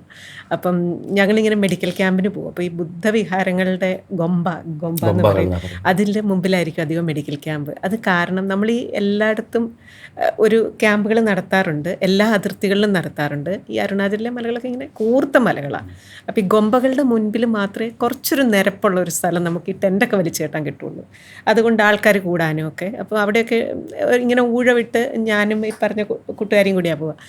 പിന്നെ അല്ലെങ്കിലും ഇങ്ങനെ ടേൺ വൈസാണ് പോവുക. അപ്പം അങ്ങനെ പോകുമ്പം ഈ സ്ഥിരം ഒരു സ്ഥലത്ത് പോകുന്നതുകൊണ്ട് അവിടുത്തെ ഈ വലിയ ലാമയായിട്ട് വലിയ കൂട്ടായിരുന്നു. അവിടെ അധികം സംസാരിക്കില്ല. എനിക്കൊന്ന് എന്തുകൊണ്ട് ആരും അറിയാത്തേ എന്ന് ചോദിച്ചതിൻ്റെ ഉത്തരം അതാണ്. നിശബ്ദരായിട്ട് അധിക സമയം അവരിങ്ങനെ ജപമാല ഇങ്ങനെ ഉരുട്ടി, ഇവിടെയൊക്കെ ഒരുപാട് ട്രാവൽ ചെയ്ത ആളൊക്കെ ഉണ്ട്, ഇങ്ങനെ ഉരുട്ടി അധികം സംസാരിക്കൽ കുറവാണ്. അപ്പം അല്ലേ, അതിങ്ങനെ നിശബ്ദതയാണ് അവരുടെ ഒരു വേ ഓഫ്. അത് ഒരു നിവൃത്തിയില്ലെങ്കിൽ സംസാരിക്കും എന്നുള്ള രീതിയിലാണ്. അപ്പം ഞങ്ങൾ ഈ ഇതിൻ്റെ ഇടവേളയിൽ നമ്മളെ ചായ കുടിക്കാനൊക്കെ വിളിക്കും. അതാണ് ഈ ഗുഡ് ചായ ഉണ്ടാക്കി. ഞാനിങ്ങനെ അവിടെ ഇങ്ങനെ ഒരു മട്ടുപ്പാവ് പോലെയുള്ള ഒരു സ്ഥലമുണ്ട് ഇതിൻ്റെ മേലെ. അപ്പം അതിർത്തിയാണ്. അടുത്തപ്പുറത്ത് നമുക്ക് ടിബറ്റ് എന്ന് വെച്ചാൽ നമ്മൾ ചൈന ബോർഡർ എന്ന് പറയും, അവർക്ക് കാണാം അവരുടെ കൺട്രി. അപ്പോൾ അദ്ദേഹം ഇങ്ങനെ ആ മട്ടുപ്പാവിൽ നിന്ന് അങ്ങോട്ടേക്ക് തന്നെ നോക്കി നിൽക്കുന്ന ഏറ്റവും സീനിയർ മോസ്റ്റ് ലാമയായിരുന്നു. ഞങ്ങൾ ചെല്ലുമ്പം അപ്പോൾ എനിക്കിങ്ങനെ എന്നെ ഇഷ്ടമായിരുന്നു, ഇങ്ങനെ ചായ ഇങ്ങനെ ഉണ്ടാക്കി തരും, കുറേ സമയം എടുത്ത് ഇത് പറഞ്ഞ പോലെ കഥകൾ പറയും. അപ്പോൾ കുറേ കഥകൾ ഇങ്ങനെ പറഞ്ഞിട്ടുണ്ട്. അതിൻ്റെയൊക്കെ ഏകദേശം അതുപോലെ ഡിറ്റോ അല്ലെങ്കിലും അത് കുഞ്ഞിനെ പുറത്ത് കെട്ടി വെച്ച കഥയൊക്കെ അദ്ദേഹം പറഞ്ഞു വന്ന് അവരുടെ കുടുംബത്തിലെ ചേട്ടനും 2 ചേട്ടന്മാരും അച്ഛനും ഒക്കെ കല്ലും കവണയൊക്കെ ആയിട്ട് യുദ്ധം ചെയ്ത് മരിച്ചു പോയതും, അമ്മ ഈ കുഞ്ഞുമക്കളെയും കൊണ്ട് വലിയൊരു ഗ്രൂപ്പിൻ്റെ കൂടെ കടന്ന് വന്നതും, അവസാനം ഈ വലിയൊരു യാക്കുകളും കുതിരകളും ഒക്കെ ആയിട്ട് പുറപ്പെടുന്നൊരു ഗ്രൂപ്പ് തിരിച്ചു വരുമ്പോഴത്തേക്കും ഹാൻഡ്ഫുൾ ഓഫ് പീപ്പിൾ, ഒരു ആനിമൽ അങ്ങനെയൊക്കെ ആയി മാറുന്നത്. അപ്പോൾ ഈ വലിയ ലാമ അവിടെ ഉണ്ടായിരുന്നു. അദ്ദേഹം ഇങ്ങനെ കഥ പറഞ്ഞ് ആ കഥകളൊക്കെയാണ്. എന്നിട്ട് ഒരു തവണ ചെന്നപ്പം, നെക്സ്റ്റ് ടൈമിൽ ചെന്നപ്പം അദ്ദേഹം ഇല്ല. അപ്പം ഞാൻ എവിടെയാ ലാമ? അന്നേരം പറഞ്ഞു മരിച്ചുപോയി.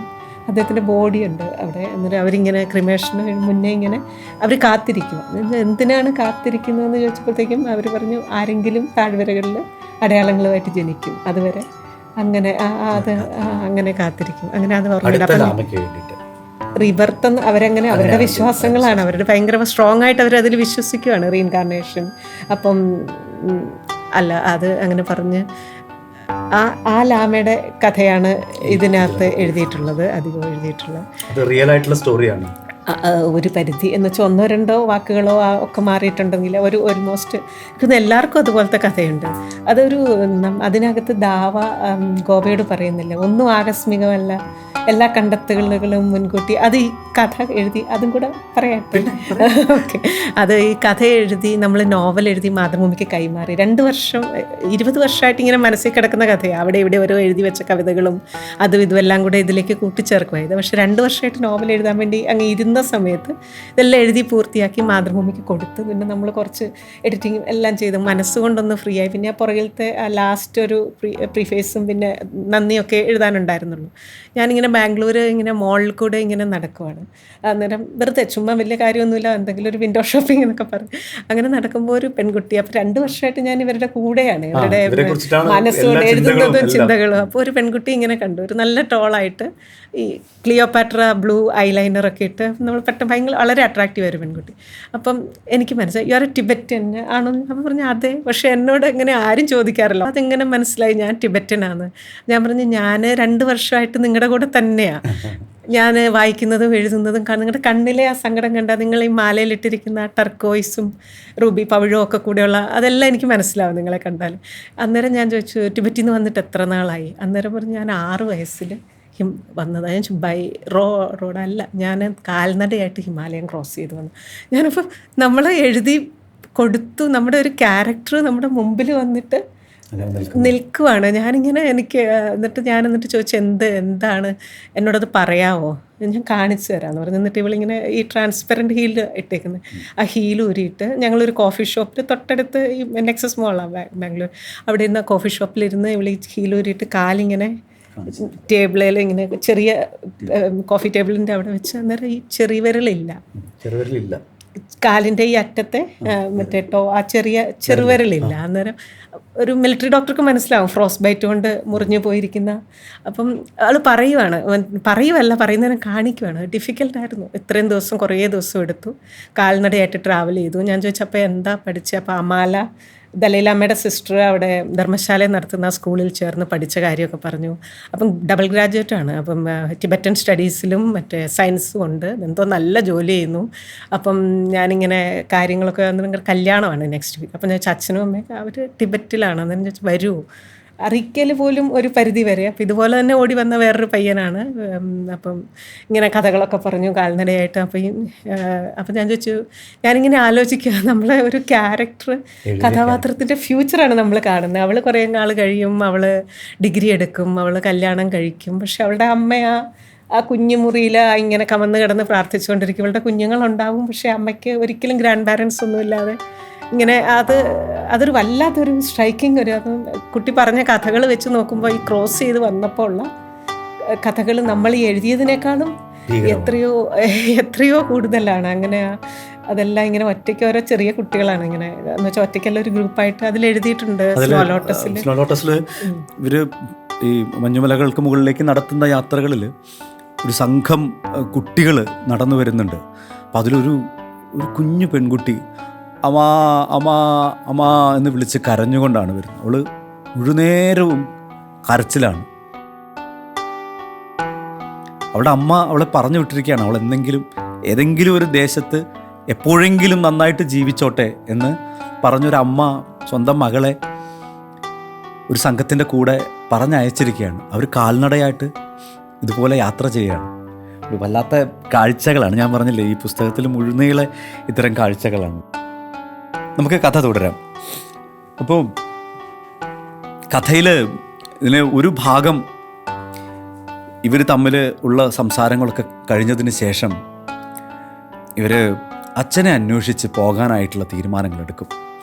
അപ്പോൾ ശംബാല എന്നൊരു ദേശമുണ്ട്. നമ്മൾ ശംബാലയെക്കുറിച്ച് പല കഥകളും കേട്ടിട്ടുണ്ട്. സിനിമയിൽ പോലും നമ്മൾ ശംബാലയെക്കുറിച്ച് അറിഞ്ഞിട്ടുണ്ട്. പല സിനിമകളും ഉണ്ടായിട്ടുണ്ട്. എനിക്ക് തോന്നുന്നു ലോസ്റ്റ് ഹൊറൈസൺ അല്ലേ, ലോസ്റ്റ് ഹൊറൈസൺ ആ സിനിമയിൽ അങ്ങനെ ഈ ശംബാലയെക്കുറിച്ച് പരാമർശിച്ചിട്ടുള്ള ആദ്യ ഒരു സിനിമയാണ്. അപ്പോൾ ആ സിനിമ പുറത്തിറങ്ങിയപ്പോൾ ഇങ്ങനൊരു ദേശമുണ്ടോ എന്നത് അന്വേഷിച്ച ആളുകൾ പോകാൻ തുടങ്ങി.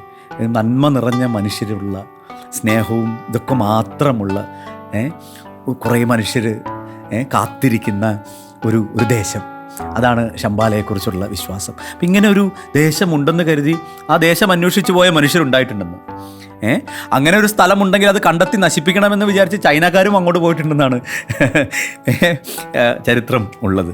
അങ്ങനെ ഒരു സ്ഥലം, അവിടെ ഒരു പക്ഷേ അവിടെ പെട്ടുപോയവർ ഒരിക്കലും തിരിച്ചു വരില്ല. ഇത് ചൈനക്കാരുടെയും ടിബറ്റുകാരുടെയും ഒരു വിശ്വാസമാണ്. അതിന് മുകളിലൂടെ പറക്കുന്നവരാരും പിന്നീട് തിരിച്ചു വരില്ല എന്ന്.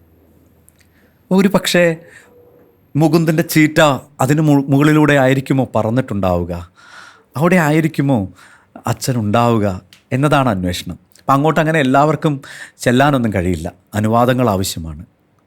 അനുവാദം കിട്ടിയ ഒരു ദിവസം രാത്രിയിൽ ദാവ ഇവളെ ഫോണിലൊന്നും വിളിച്ച് കിട്ടാതെ ഇയാൾ അവളുടെ താമസ സ്ഥലത്തേക്ക് എത്തുകയാണ്, ക്യാമ്പിലേക്ക് എത്തുകയാണ്. രാത്രി 1 മണിയായിട്ടുണ്ട്. എന്നിട്ട് ഗോപയെ വിളിച്ചിട്ട്, ഗോപ പോകണം, വലിയലാമയ്ക്ക് നിന്നെ കാണണം എന്ന് പറയുന്നു. വലിയലാമയ്ക്ക് പോകാൻ സമയമായി, അദ്ദേഹം മരിക്കാൻ സമയമായി, നീ വേഗം വരണം എന്ന് പറയുന്നു. അപ്പോൾ ഗോപ ഇറങ്ങാനായിട്ട് തയ്യാറെടുക്കുക. പക്ഷെ ഗോപയ്ക്ക് പോകാൻ കഴിയില്ല, ഗോപയ്ക്ക് പോകാൻ അനുവാദമില്ല. ഗോവയുടെ സീനിയർ ഓഫീസേഴ്സ് അവളെ അവിടെ നിന്ന് ആ രാത്രിയിൽ പറഞ്ഞു വിടാൻ തയ്യാറാവുന്നില്ല. പിറ്റേ ദിവസം ലാമയുടെ അടുത്തേക്ക് പോകുന്നു, അവർക്ക് അനുവാദം കിട്ടുന്നു ശംബാലയിലേക്ക് യാത്രയാവാൻ.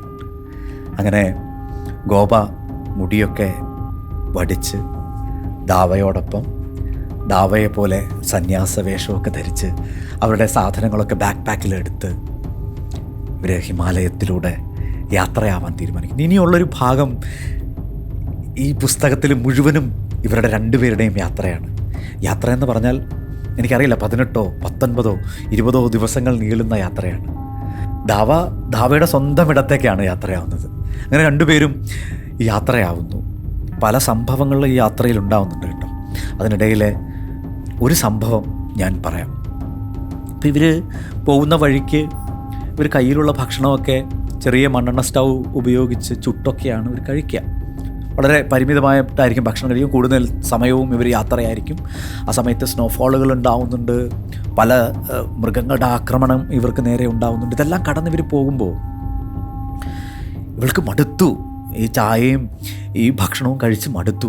എവിടെന്നെങ്കിലും ചൂടുള്ള എന്തെങ്കിലും കിട്ടണം, സൂപ്പ് കുടിക്കണം എന്നൊക്കെയുള്ള ആഗ്രഹം കൊണ്ട് ഇവർ നടക്കുമ്പോൾ ഇവർക്ക് എത്തിച്ചേരേണ്ടുന്ന ഒരു ഗൊമ്പ, ടിബറ്റിലെ ഒരു ഗൊമ്പ ഇവർ കണ്ടെത്തുന്നു. മലയുടെ മുകളിൽ നിന്ന് കാണുക, താഴെ അവിടെ എത്തിയാൽ മതി, ഒരാശ്വാസം, ഇന്ന് രാത്രി അവിടെ കിടന്നുറങ്ങാം, ആ ചൂടിൽ കിടന്നുറങ്ങാം എന്ന ഒരു ആഗ്രഹം ഇവരുടെ ഉള്ളിൽ പെട്ടെന്നുണ്ടാവുകയാണ്. പക്ഷേ അവരുടെ കണ്ണിൽ പെട്ടെന്ന് അവിടെ ചൈനീസ് പട്ടാളക്കാർ പ്രത്യക്ഷപ്പെടുന്നു. ചൈനീസ് പട്ടാളക്കാർ ഇത്തരം ക്യാമ്പുകളിൽ പരിശോധന നടത്താറുണ്ട്. ആരെങ്കിലും അനധികൃതമായി കടന്നു വന്നിട്ടുണ്ടോ, അവരാരെങ്കിലും അവിടെ താമസിക്കുന്നുണ്ടോ എന്ന് ഇവരിടയ്ക്കിടയ്ക്ക് പരിശോധന നടത്തും. അങ്ങനെ പരിശോധന നടത്തുന്ന ചൈനീസ് പട്ടാളത്തെ ഇവർ മലയുടെ മുകളിൽ നിന്ന് കാണുകയാണ്. ഇവർ ഭയപ്പെടും, ഇവരങ്ങോട്ട് ചെല്ലാൻ ഇവർക്ക് കഴിയില്ല എന്ന് ഇവർ മനസ്സിലാക്കും. ഇവർ പിടിക്കപ്പെട്ടാൽ കഴിഞ്ഞു. കാര്യം ഇവരുടെ ഐഡൻറ്റിറ്റി ഉപേക്ഷിച്ചിട്ടാണ് ഇവർ 2 പേരും വന്നത്. പ്രത്യേകിച്ച് ഗോപ മിലിറ്ററി ഓഫീസറാണ്. ചൈനീസ് പട്ടാളത്തിൻ്റെ കയ്യിൽ കിട്ടിയാൽ എന്തായിരിക്കും അവസ്ഥ എന്നുള്ളത് ചിന്തിക്കാൻ കഴിയില്ല. അതുകൊണ്ട് എന്തായാലും ഈ രാത്രി ഇനി അങ്ങോട്ടേക്ക് പോകാൻ കഴിയില്ല എന്ന് ഇവർ തീരുമാനിക്കുന്നു. അങ്ങനെ ദാവ ഗോപയെയും കൊണ്ട് ഒരു മല കയറി ഒരു സമതലം പോലെയുള്ളൊരു സ്ഥലത്തേക്ക് ചെന്നെത്തുന്നു. അവിടെ ഒരു മരമുണ്ട്. ചേച്ചി, ആ മരം അത് ജൂനിപ്പർ മരം. ജൂനിപ്പർ മരം, ഒരു മരമാണ് അവിടെ ഉള്ളത്. ആ മരത്തിൽ നിറയെ ഫ്ലാഗുകളുണ്ട്, പല നിറത്തിലുള്ള ഫ്ലാഗുകൾ കെട്ടിയിട്ടുണ്ട്. ആ ഫ്ലാഗുകളിലൊക്കെ ടിബറ്റൻ ഭാഷയിൽ അവരുടെ പ്രാർത്ഥനാ സൂക്തങ്ങൾ എഴുതിയിട്ടുണ്ട്. അപ്പോൾ ദാവ പറയുന്നു, ഇത് ഞങ്ങളുടെ ശവപ്പറമ്പാണ്, നീ ഭയപ്പെടേണ്ട, ഇവിടെ നമുക്ക് സമാധാനമായിട്ട് കഴിയാം. അന്ധവിശ്വാസികളാണ് കൂടുതലും ചൈനക്കാരും ഈ ടിബറ്റിൽ വസിക്കുന്നവരൊക്കെ, അവരിങ്ങോട്ടേക്ക് വരില്ല, അതുകൊണ്ട് നമുക്ക് ഈ രാത്രി ഇവിടെ സമാധാനമായിട്ട് കഴിയാം. അപ്പോൾ ഈ ശ്മശാനത്തെ ഗോപ നോക്കി കാണുകയാണ്. അവരെന്താ ചെയ്യുന്നതെന്ന് വെച്ചാൽ അവരുടെ ശരീരം ചെറിയ കഷണങ്ങളായിട്ട് മുറിച്ചിട്ട് അവിടെ പക്ഷികൾക്ക് കഴിക്കാനായി ചിതറിച്ചിടും. അതാണ് അവരുടെ രീതി. അതാണ് ദ ലാസ്റ്റ് സാക്രിഫൈസ്, അവരുടെ അവസാനത്തെ ദാനം. അതാണ് അവരുടെ ശരീരം പോലും മുറിച്ച് മറ്റ് ജീവികൾക്ക് കൊടുക്കുക എന്നുള്ളത്. ഗോപ വല്ലാത്ത നടുക്കത്തോടെയാണ് ഈ കാഴ്ചകളൊക്കെ കണ്ട് അവിടെ ചെല്ലുന്നത്. അപ്പോൾ ഇവർക്ക് തലയ്ക്ക് മുകളിലൂടെ ഈ മലങ്കാക്കകളും കഴുകന്മാരും വട്ടമിട്ട് പറക്കുക. അവർക്കുള്ള ഭക്ഷണം എത്തിയിരിക്കുന്നു എന്നുള്ളതാണ് അവരുടെ ധാരണ. ഈ മരത്തിനടിയിലിരിക്കുമ്പോൾ അവിടുത്തെ ഗന്ധവും ഇതൊന്നും ഗോപയ്ക്ക് സഹിക്കാൻ കഴിയുന്നില്ല. അവൾക്ക് മനം പുരട്ടുന്നുണ്ട്, പക്ഷെ അവിടെ കഴിയാതെ വേറെ നിവൃത്തിയില്ല. അങ്ങനെ ഇവള് നോക്കുമ്പോൾ ഈ മരത്തിൻ്റെ ചില്ലയിൽ കൊമ്പിൽ എവിടെയോ ഒരു കുഞ്ഞു തൊട്ടിൽ കാറ്റിലാടുന്നത് ഇവൾ കാണും. അധികം പഴക്കമില്ലാത്ത ഒരു തൊട്ടിലാണത്. ഇവളുടെ ഉള്ളു വല്ലാതെ പിടയ്ക്കും. അതിനുള്ളിലൊരു കുഞ്ഞിൻ്റെ ശരീരം.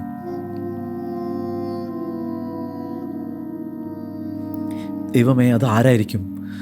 അത് മുറിച്ചിട്ടുണ്ടാവും. ഏറ്റവും പ്രിയപ്പെട്ട ആൾ വേണം ആ കർമ്മം ചെയ്യാൻ. ദാവ അവർ മുറിക്കാൻ ഉപയോഗിക്കുന്ന കത്തിയല്ല, കല്ലൊക്കെ കാണിച്ചു കൊടുക്കുന്നുണ്ട് ഈ ശരീരം മുറിക്കാനായിട്ട്. അസ്ഥി പോലും നുറുക്കി കളയുന്ന തരത്തിലുള്ള കല്ലുകളാണ്. ഗോപയുടെ ഉള്ളു പെടഞ്ഞു ഈ തൊട്ടിൽ കണ്ടിട്ട്. അവളിങ്ങനെ ആ കൊമ്പ് ഇങ്ങനെ ചായച്ചിട്ട് ആ ചെറിയ തൊട്ടിലിൻ്റെ ഉള്ളിലേക്ക് നോക്കുകയാണ്. അപ്പോൾ പകുതി മുക്കാലും തീർന്നു പോയ ഒരു ചെറിയ അസ്ഥിക്കൂടം മാത്രമേ അവിടെ ഉള്ളൂ. അവൾക്ക് ഒരേ സമയം ഒരാശ്വാസം ഉണ്ടാകുന്നു. ആരും അത് ചെയ്തിട്ടില്ല, അത് ചെയ്യേണ്ട ആൾ എന്തായാലും ആ ശരീരത്തെ മുറിച്ചിട്ടില്ല.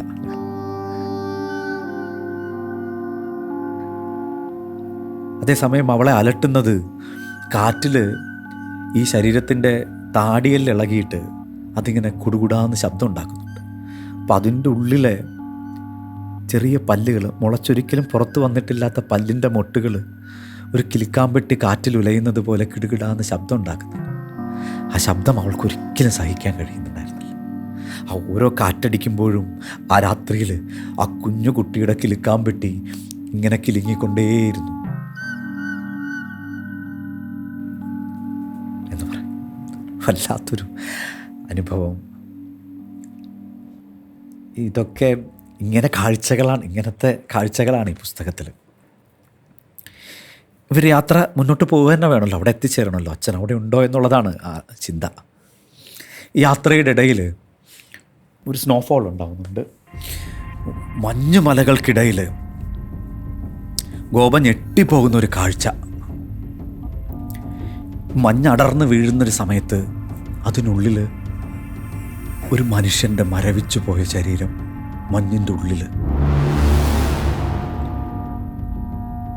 ഭയപ്പെട്ടു പോന്നു ഗോപ. അവൾ തിടുക്കപ്പെട്ട് ഓടിച്ചെന്ന് മഞ്ഞ് മാറ്റി. അവൾ ആദ്യം അവൾക്ക് കാണേണ്ടുന്നത് മുഖമാണ്. എത്രയോ വർഷങ്ങളായിട്ട് മരിച്ചു പോയൊരു ശരീരമാണത്. അവള് മഞ്ഞിങ്ങനെ ധൃതിയിൽ മാറ്റുന്നു. മാറ്റിയിട്ട് ആ മുഖം കാണാൻ വേണ്ടിയിട്ട്. അത് ഗോപയുടെ അച്ഛനാണോ എന്നാണ് അവൾക്ക് അറിയേണ്ടിയിരുന്നത്. പ്രിയപ്പെട്ടവരെ, നമ്മൾ കഥ ഇവിടെ വരെയാണെന്ന് പറയാൻ ഉദ്ദേശിച്ചിട്ടുള്ളൂ. നമുക്ക് ചിലപ്പോൾ ഇത് ഇങ്ങനെ വായിച്ച് മുന്നോട്ട് പോകും തോറും ഈ മഞ്ഞ് നമ്മുടെ ശരീരത്തിൽ വന്ന് നിറയും. നമ്മൾ മരവിച്ചു പോവും പല സന്ദർഭങ്ങളിൽ. എനിക്കങ്ങനെ അനുഭവം ഉണ്ടായി. സ്റ്റക്കായി പോകും നമ്മൾ. ഒരു കുഞ്ഞു കുട്ടി അവളുടെ 8ാമത്തെ വയസ്സിൽ അച്ഛനെ നഷ്ടപ്പെടുന്നു. 20 വർഷങ്ങൾ അവൾ കാത്തിരുന്ന് അച്ഛനെ തേടി ഒരു യാത്രയ്ക്ക് ഇറങ്ങിത്തിരിക്കുന്നു. ആ യാത്രയിൽ അവൾ അച്ഛനെ കണ്ടെത്തുമോ ഇല്ലയോ എന്നതാണ് ഈ പുസ്തകത്തിൻ്റെ ഉള്ളിൽ കിടക്കുന്നത്. സ്നോ ലോട്ടസ് ഒരു അസാമാന്യ അനുഭവം നൽകുന്ന ഒരു പുസ്തകമാണ് എന്നാണ് എൻ്റെ വിലയിരുത്തൽ. ഓരോരുത്തർക്കും ഓരോ തരത്തിലായിരിക്കും. പക്ഷെ അത് തന്ന ചേച്ചിക്ക് എത്ര നന്ദി പറഞ്ഞാലും മതിയാവില്ല. അതൊരു വലിയ കാഴ്ചകളാണ് ഒരുക്കി തന്നിരിക്കുന്ന ഈ പുസ്തകം. താങ്ക് യു സോ മച്ച് ചേച്ചി. Thank you. ഞാൻ പലപ്പോഴും നമ്മുടെ പുസ്തകം എന്നുള്ള പോലും വിട്ടിട്ട് കഥയ്ക്കകത്ത് കയറിപ്പോയി. അത് കഥ പറയുന്നത് നമുക്കറിയാമല്ലോ, എന്നാലും ഭംഗിയായിട്ടാണ് കഥ പറയുന്നത് കേട്ടോ. എന്ത് രസമായിട്ടാണ് പറയുന്നത്. Thank you so much. അപ്പോൾ ഈ കാഴ്ചകളാണ് ഈ പുസ്തകത്തിലുള്ള നിറസാന്നിധ്യമായിട്ടുള്ളത്. നിങ്ങൾ പുസ്തകം വായിക്കുക. നമ്മുടെ ചേച്ചിക്ക് എല്ലാവിധ ആശംസകളും നേരുന്നു. പുസ്തകങ്ങൾ ഇനിയും എഴുതാൻ സാധിക്കട്ടെ. ഈ എഴുതിയ പുസ്തകത്തിന് ഒരുപാട് അംഗീകാരങ്ങൾ കിട്ടട്ടെ എന്ന് ആശംസിക്കുന്നു. നിങ്ങൾക്ക് ഓരോരുത്തർക്കും കഥ കേൾക്കാനായിട്ട് ഇവിടെ വന്നതിൽ, ഇരുന്നതിൽ, നല്ല വാക്കുകൾ പറഞ്ഞതിൽ, കഥ ആസ്വദിച്ചതിലൊക്കെ എൻ്റെ നന്ദി, സ്നേഹം അറിയിക്കുന്നു. എന്നോട് ഒത്തിരി താങ്ക്സ്. ബുക്കിന് കിട്ടിയ ഭാഗ്യമായത്.